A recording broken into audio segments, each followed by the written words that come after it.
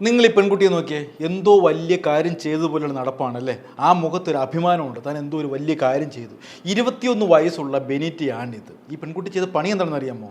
സ്നേഹസമ്പന്നനായ തൻ്റെ ഭർത്താവിനോട് പകരം വീട്ടി. ഒന്ന് ആലോചിച്ച് നോക്കി, സ്നേഹം കൊണ്ട് മൂടി ആ ഭർത്താവിനോട് ഇവൾ പകരം വീട്ടി. പകരം വീട്ടിയത് എങ്ങനെയായിരിക്കും നിങ്ങൾ ചിന്തിച്ച് നോക്കിയേ. ഒരു പക്ഷേ കാമുവിനോട് ചാറ്റ് ചെയ്തിട്ടായിരിക്കാം, അല്ലെങ്കിൽ അവനോടൊപ്പം ഇറങ്ങിപ്പോയിട്ടായിരിക്കാം, അല്ലെങ്കിൽ ഈ ഭർത്താവിൻ്റെ അച്ഛനെ അമ്മയും തെറി വിളിച്ചിട്ടായിരിക്കാം. അതല്ലേ നിങ്ങൾ ചിന്തിക്കുന്നത്? ഇതൊന്നുമല്ല, ഒരു ഉഗ്രം പണിയാണ്. ആർക്ക് കൊടുത്തത്? ഭർത്താവിന് കൊടുത്തത്. കേട്ടാലോ.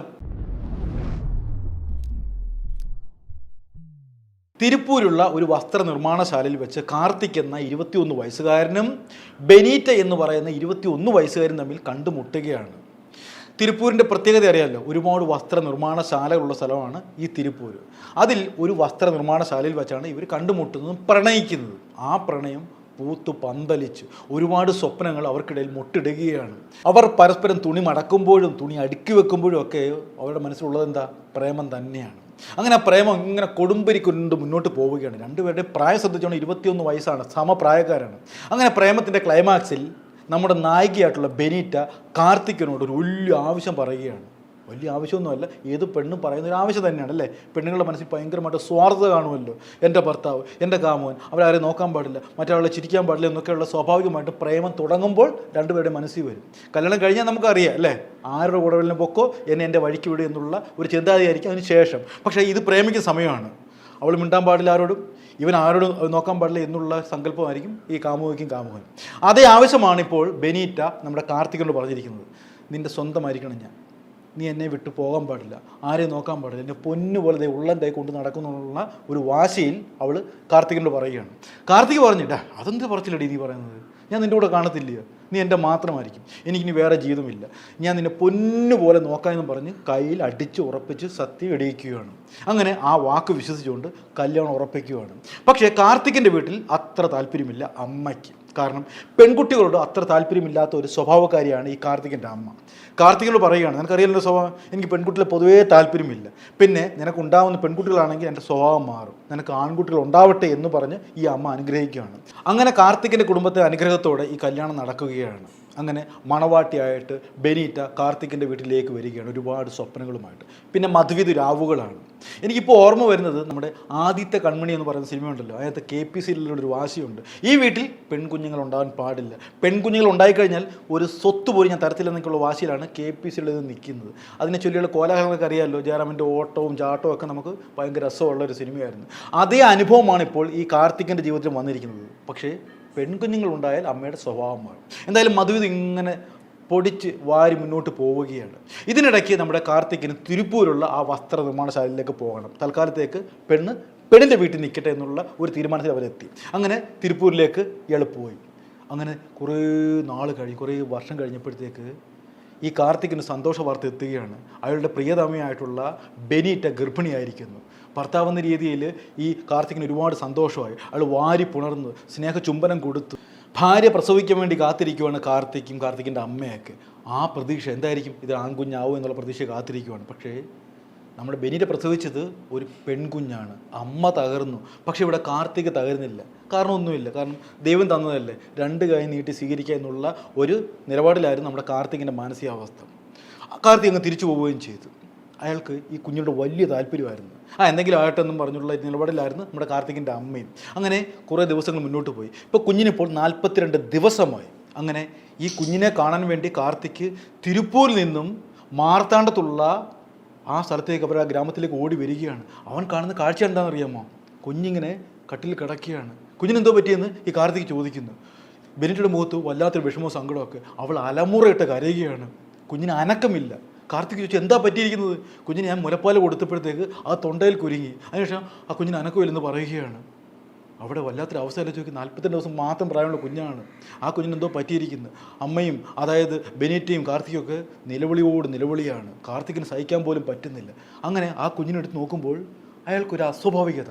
സ്വാഭാവികമായിട്ടും കുഞ്ഞിനോട് സ്നേഹമുള്ളൊരു അമ്മ കരയുന്ന പോലെയല്ല ബെനീറ്റ പെരുമാറുന്നത്. അവളുടെ സ്വഭാവത്തിലൊക്കെ എന്തോ ഒരു പ്രത്യേകത. നേരത്തെ തന്നെ ഈ ബെനീറ്റയുടെ സ്വഭാവത്തിൽ കാർത്തികിന് സംശയമുണ്ടായിരുന്നു. തന്നോട് ഭയങ്കര പ്രേമമാണ്, പക്ഷേ മറ്റാരോടും അടുക്കാനോ ഒന്ന് സ്നേഹിക്കാനോ ഇവിടെ സമ്മതിക്കുന്നില്ല. അതുമാത്രമല്ല, കുഞ്ഞിൻ്റെ മൂക്കിൻ്റെ ഈ സൈഡിലൊക്കെ ചെറിയ ചെറിയ പൊടികൾ, വെളുത്ത പൊടികൾ വായിലും ഉണ്ട്.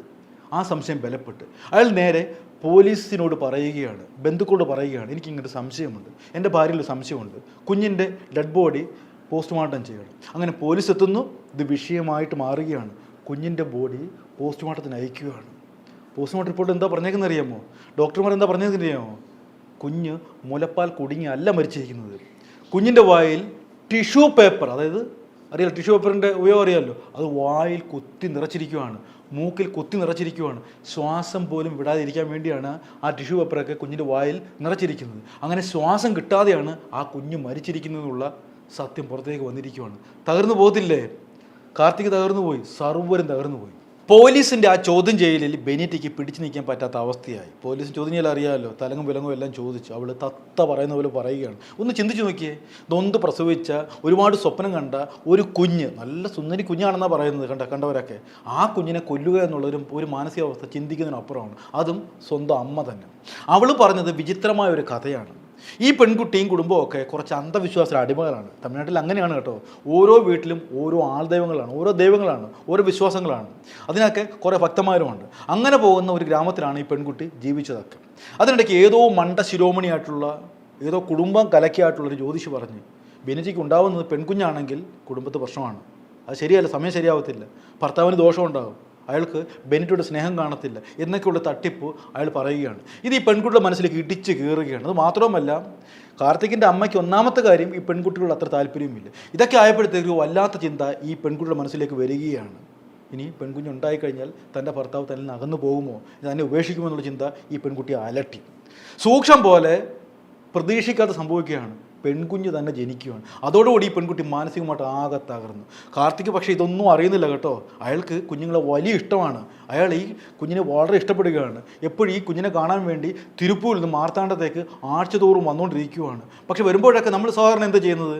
ആദ്യം ജനിക്കുന്ന കുഞ്ഞുങ്ങളോട് അച്ഛനും അമ്മയ്ക്കും ഒരു പ്രത്യേക താല്പര്യമുള്ളേ, അപ്പോൾ കുഞ്ഞിനെ എടുക്കും, കുഞ്ഞ് ലാളിക്കുകയൊക്കെ ചെയ്യും. പ്രത്യേകിച്ച് മാസം മാത്രമേ ഉള്ളൂ കുഞ്ഞിൻ്റെ പ്രായം, അതിനിടയ്ക്ക് കൊഞ്ചിക്കുന്നു. ഇതെല്ലാം ഈ പെൺകുട്ടി കാണുകയാണ്. അപ്പോൾ മറ്റേ വാക്കുകൾ ഇവരുടെ ചെവിയിലേക്ക് മുഴങ്ങുകയാണ്. കണ്ടോ, തന്നിൽ നിന്ന് ഭർത്താവ് അകലുകയാണ്, തനിക്കിപ്പോൾ 17 സ്നേഹം കിട്ടുന്നില്ല, ആ സ്നേഹം മുഴുവൻ കുഞ്ഞിന് കൊടുക്കുകയാണ്. കണ്ടോ കണ്ടോ, കണ്ടുപിടിക്കുക, നിന്നിൽ നിന്ന് ഭർത്താവ് അകന്നു പോവുകയാണ് എന്നുള്ള അശരീരി ഈ പെൺകുട്ടിയുടെ ചെവിയിൽ ഇങ്ങനെ മുഴങ്ങുകയാണ്.